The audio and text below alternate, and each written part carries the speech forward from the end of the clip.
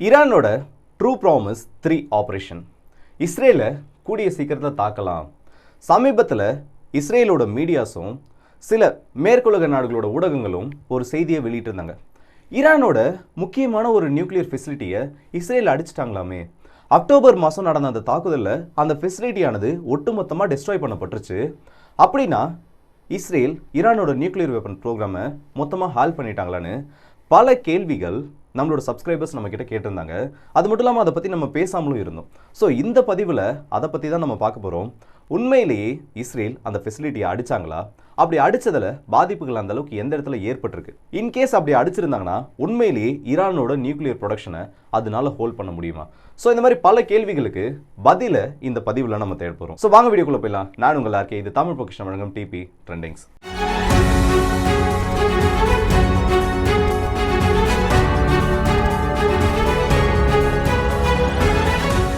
பர்ச்சன் military காம்ப்ளெக்ஸில் இருக்கக்கூடிய தலகன் 2 complex, இது வந்து ஈரானுக்கு ரொம்பவே ஒரு முக்கியமான நியூக்ளியர் ஃபெசிலிட்டி. இதை வந்து 2006க்கு முன்னாடி ஈரான் எப்படி பயன்படுத்திட்டு இருந்தாங்கன்னா, கமர்ஷியல் நியூக்ளியர் எனர்ஜி, இந்த பொதுமக்களுக்கு தேவையான அந்த அணுசக்தியை உருவாக்குறதுக்கும் இல்லை அது சம்பந்தப்பட்ட ஆய்வுகளை நடத்துறதுக்காகவும் ஈரானால் பயன்படுத்தப்பட்டு இருந்த கமர்ஷியல் நியூக்ளியர் காம்ப்ளெக்ஸ்ன்ற ஒரு பேரோட இயங்கிட்டு வந்த ஒரு மிலிட்டரி காம்ப்ளெக்ஸாக இருந்துச்சு. ஆனால் இதிலிருந்து அணு ஆயுதம் சம்மந்தப்பட்ட எந்த ஒரு தொழில்நுட்பமோ இல்லை அணு ஆயுதத்தை தயாரிக்கிறதுக்கான எந்த ஒரு சோதனையோ நாங்கள் பண்ண மாட்டோன்னு ஈரான் ஒரு உத்தரவாதத்தை கொடுக்குறாங்க. ஆனால் இந்த ஒரு காம்ப்ளெக்ஸோட பெரும்பான்மையான பகுதிகள் 2006ல் மூடப்படுது. இப்படி மூடப்பட்டதில் இருந்து இஸ்ரேல் பல தடவை ஈரான் மேலே ஒரு அக்யூசேஷனை வச்சுருக்காங்க, பல குற்றச்சாட்டுகளை சொல்லியிருக்காங்க. இந்த இடத்துல ஈரானுக்கு தேவையான அணு ஆயுதங்களை தயாரிக்கிறதுக்கு முக்கியமான சில தொழில்நுட்பங்களை சோதனை பண்ணிக்கிட்டு இருக்காங்க. அதுவும் அண்டர் கிரவுண்ட் ஃபெசிலிட்டிஸை பொறுத்த வரைக்கும் இஸ்ரேலோட உளவுத்துறை எந்த அளவுக்கு பெரிய நெட்வொர்க், ஈரானுக்குள்ளே அது வரைக்கும் அவங்க என்ன சம்பவங்களை பண்ணியிருக்காங்க, நியூக்ளியர் சயின்டிஸ்ட்டை நியூட்ரலைஸ் பண்ணதில் இருந்து நியூக்ளியர் டாக்குமெண்ட்ஸை எடுத்துக்கிட்டு போன வரைக்கும் இஸ்ரேலால் ஈரானுக்குள்ளே எவ்வளோ பெரிய சம்பவங்கள் பண்ணப்பட்டிருக்குன்றது நம்ம எல்லாருக்குமே தெரிஞ்ச ஒரு விஷயம் தான். ஸோ அவங்க ஒரு டீட்டெயிலான ரிப்போர்ட்டை வெளியில் கொடுத்தாங்க. 2006லேருந்து பல டைம் கொடுத்துருக்காங்க. அட்லீஸ்ட் 20லேருந்து 30 மீட்டர் ஆழத்துலையாவது இந்த அண்டர் கிரவுண்ட் ஃபெசிலிட்டிஸில் ஒரு நியூக்ளியர் டிவைஸை வெடிக்க வைக்கிறதுக்கு தேவையான பிளாஸ்டிக் எக்ஸ்ப்ளோசிவ்ஸை ரெடி பண்ணிக்கிட்டு இருக்காங்க. இது வந்து ரொம்பவே ஒரு முக்கியமான ப்ராசஸ். ஒரு அணு ஆயுத வெடிப்பு நடக்குன்னா அதை வந்து ட்ரிகர் பண்ணுற அளவுக்கு அந்த எக்ஸ்ப்ளோஷன் ஆனது ஃபஸ்ட்டு பிரைமரி எக்ஸ்ப்ளோஷன் ஆனது இருக்கணும். ஸோ அந்த எக்ஸ்ப்ளோசிவ்ஸை இந்த இடத்துல தயார் பண்ணிட்டு இருக்காங்க. தயார் பண்ணது மட்டும் இல்லாமல் அதை சோதிக்கிறதுக்கும் இங்கேயே ஒரு பெரிய லேபை வச்சுருக்காங்க. இது எல்லாமே அண்டர் கிரவுண்டில் தான் இருந்துட்டு இருக்கு. உலகத்தோட கண்கள்ல இருந்து இந்த இடத்த மறைச்சு வச்சு ஈரான் இப்படி ஒரு சம்பவத்தை பண்ணிட்டு இருக்காங்கன்னு இஸ்ரேல் ஓப்பனாக பல டைம் அக்யூசேஷனை வச்சிருக்காங்க. இந்த அக்டோபர் மாதம் இந்த அட்டாக் நடக்கிறதுக்கு முன்னாடி வரைக்கும். ஸோ இப்போ பாஸ்டில் ஒரு கொஞ்ச நாள் முன்னாடி டைம் ட்ராவல் பண்ணி போவோமே, இஸ்ரேல் வந்து ஈரானை ஒரு மிகப்பெரிய ரிட்டாலியேஷன் அட்டாக்ல அடிச்சாங்க. ஒரு 200 பாலிஸ்டிக் மிசைல் வரைக்கும் ஈரான் இஸ்ரேல் மேலே அடித்ததுக்கு ரிவெஞ்சாக இப்படி ஒரு ஆப்ரேஷனை பண்ணதாகவும் இஸ்ரேல் அஃபிஷியல் ஸ்டேட்மெண்ட்டில் சொல்லியிருந்தாங்க. அதில் நிறைய இடங்களில் அட்டாக் ஆனது நடத்தப்பட்டிருந்துச்சு. S-300 அடித்ததாக சொன்னாங்க. பல இடங்களில் டேமேஜும் ஏற்பட்டு இருந்துச்சு. அதே மாதிரி அதில் முக்கியமான ஒரு ஃபெசிலிட்டி இதை அடிச்சோன்னு சொல்லியிருந்தாங்க. ஆனால் அதுக்கப்புறம் மேஜராக இதை பற்றி யாருமே எதுவுமே பேசலை. எல்லாம் அமைதியாக போயிட்டு இருந்த டைமில் திடீர்னு ஆக்சியோஸில் ஒரு ரிப்போர்ட் வருது. ஆக்சியோஸில் ஒரு ரிப்போர்ட் வந்ததுக்கப்புறமா உடனடியாக ஒரு ஃபயர் பற்றிக்கிட்ட மாதிரி நிறைய வெஸ்டர்ன் மீடியாஸ் இந்த ஒரு செய்தியை எடுத்து பேச ஆரம்பிச்சாங்க. அதில் என்ன சொல்லியிருந்தாங்கன்னா, இந்த தலகன் 2 காம்ப்ளெக்ஸ்ன்றது பிளாஸ்டிக் எக்ஸ்ப்ளோசிவ்ஸை தயாரிக்கிற ஒரு இடமா இருந்துச்சு. அது எல்லாருக்குமே தெரிஞ்ச ஒரு விஷயந்தான். இஸ்ரேல் வந்து இதை பல டைம் வெளியில் சொல்லியிருந்தாங்க. ஆனால் கம்ப்ளீட்டாக ஒர்க் ஆகக்கூடிய ஒரு ஒர்க்கிங் மாடலை இந்த இடத்துல ஈரான் தயாரித்து வச்சுருந்தாங்க. அதை அட்லீஸ்ட் 4 டைம் ஆவது ஆப்ரேஷனல் டெஸ்ட் பண்ணியிருந்தாங்க. ஸோ இஸ்ரேலை அடித்ததுக்காக பதிலுக்கு அடிக்க போகிறோன்ற அந்த ஒரு காரணத்தை வச்சு ஈரானை இஸ்ரேல் திரும்ப அடித்ததில் இந்த ஃபெசிலிட்டியை ரொம்ப டீப்பாக அடித்தாங்க. ஈரானோட இந்த ஆயுத கிடங்கு, இந்த மாதிரி பிளாஸ்டிக் எக்ஸ்ப்ளோசிவ்ஸை உருவாக்கக்கூடிய அந்த கிடங்குன்றது அதில் அழிக்கப்பட்டுருச்சு. இது அட்லீஸ்ட் ஒரு 15 வருஷங்களாவது ஈரானை பின்னோக்கி தள்ளும் இந்த அணு ஆயுத உற்பத்தியிலன்னு ஒரு ரிப்போர்ட்டை வெளியிட்டிருந்தாங்க. சரி, ஈரான் இஸ்ரேலை அடித்தாங்க, இஸ்ரேல் ஈரானை அடித்தாங்க, ரிட்டாலியேஷன் பண்ணி முடித்தாங்க. இந்த ஒரு காம்ப்ளெக்ஸ் மேலே அட்டாக்கும் நடத்தப்பட்டுச்சு.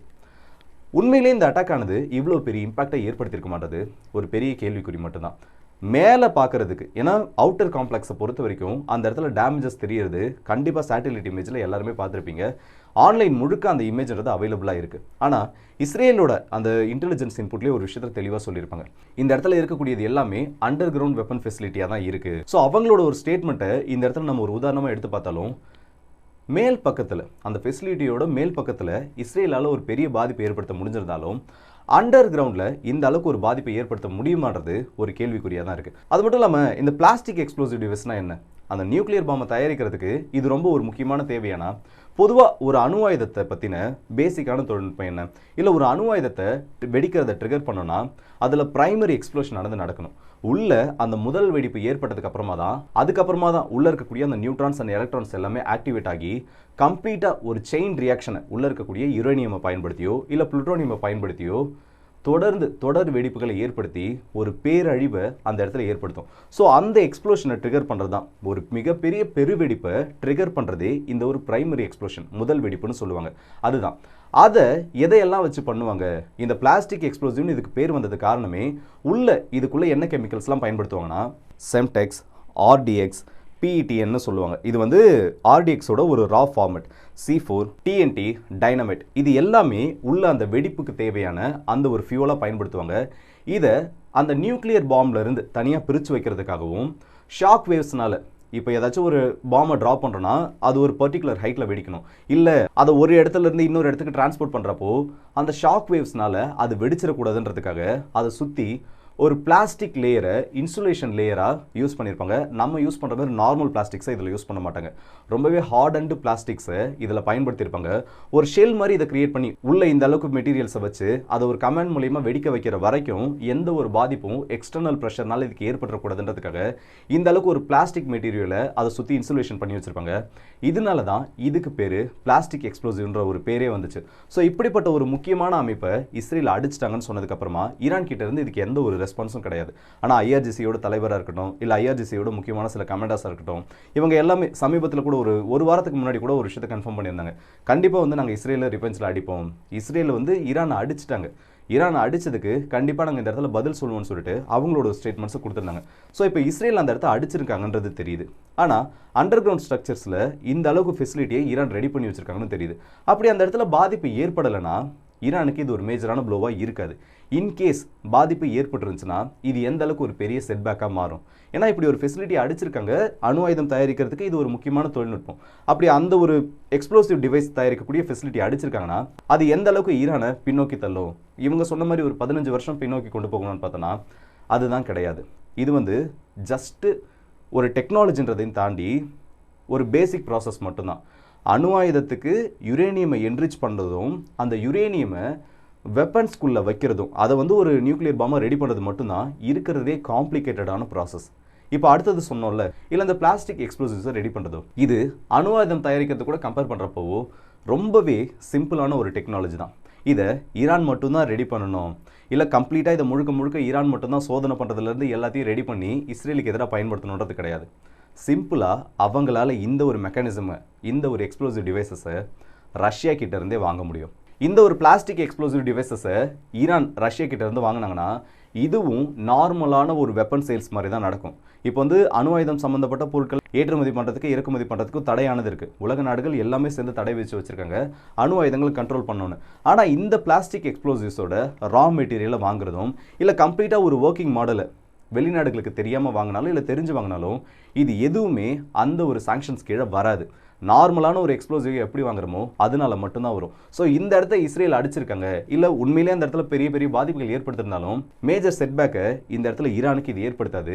அங்கே இருக்கக்கூடிய டேமேஜஸை பொறுத்து வேற ஏதாச்சும் பாதிப்புகள் அந்த இடத்துல ஏற்பட்டுச்சுன்னா அது சரியமைக்கிற வரைக்கும் அவங்களுக்கு சிக்கல்கள் இருக்குமே தவிர இந்த அளவுக்கு ஒரு பெரிய பாதிப்பை அந்த இடத்துல அது உண்மையிலே உருவாக்கி இருக்குமா, இந்த ப்ராஜெக்டை உண்மையிலே பின்னோக்கி தள்ளி இருக்க மாட்டதெல்லாம் இந்த இடத்துல ஜஸ்ட் ஒரு யூகங்கள்லாம் அவங்க சொல்லியிருக்காங்க தவிர மற்றபடி அந்த இடத்துல பாதிப்புகள் எந்த அளவுக்கு ஏற்படுத்தப்பட்டுச்சு, இல்லை எந்த அளவுக்கு அந்த இடத்துல டேமேஜஸ் ஏற்படுத்தப்பட்டிருக்கின்றத இவங்களோட ரிப்போர்ட்ஸால் உறுதிப்படுத்த முடியலன்னே சொல்லலாம். அண்ட் ஈரான் கிட்ட அண்டர் கிரவுண்ட் ஸ்ட்ரக்சர்ஸ் ஆல்ரெடி நிறைய இருக்குது. அவங்களோட ஒரு நியூக்ளியர் ஃபெசிலிட்டியை அடிக்கணும், இல்லை நியூக்ளியர் சைட் அடிக்கணும்னா இப்போ கரண்ட்டாக இஸ்ரேல் கிட்ட இருக்கக்கூடிய வெப்பன்ஸால் அதை கண்டிப்பாக பண்ணவே முடியாது. ஆல்ரெடி நான் சொல்லியிருக்கேன், GBU சீரியஸில் இருக்கிறதுலே ரொம்ப ஹெவியஸ்ட் பாம்பை ட்ராப் பண்ணால் மட்டும்தான் இந்த இடங்களுக்கு பாதிப்புன்றதை ஏற்படுத்த முடியும். அதை ட்ராப் பண்ணோன்னா அமெரிக்காவோட B2 பாம்பர்ஸ் தான் இந்த இடத்துல வந்தாகணும். மற்றபடி இஸ்ரேலோட ஏர்ஃபோர்ஸால் இப்போதைக்கு இப்படி ஒரு அட்டாக்கை கம்ப்ளீட்டாக ஈரானோட நியூக்ளியர் ஃபெசிலிட்டிஸ் அடிக்கிற மாதிரி பண்ணவே முடியாது. ஸோ இந்த வீடியோ பற்றி உங்களோட கருத்துக்களை கமெண்ட் செக்ஷனில் சொல்லுங்கள். அடுத்த வீடியோ சந்திப்போம். அதுவரை உங்கள் விடைபெறுவது உங்கள் RK.